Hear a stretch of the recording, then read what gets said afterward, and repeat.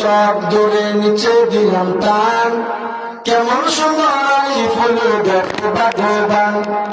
ডান দিকে চক ধরে বাম দিকে যা, নিচে একটা নকটা দিলে হয়ে যাবে বা, উপরে দুটা নকটা দিলে কেমন সুন্দরতা, আরো একটা নকটা দিলে আজব রঙের সা।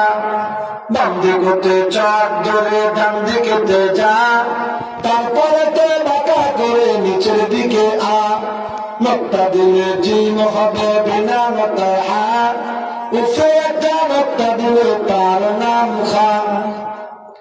ডান হাতের বাঁকা করে যেমন রূপ হয়, ওই রূপেরই বাঁকা রেখা ডাল বন্ধু হয়।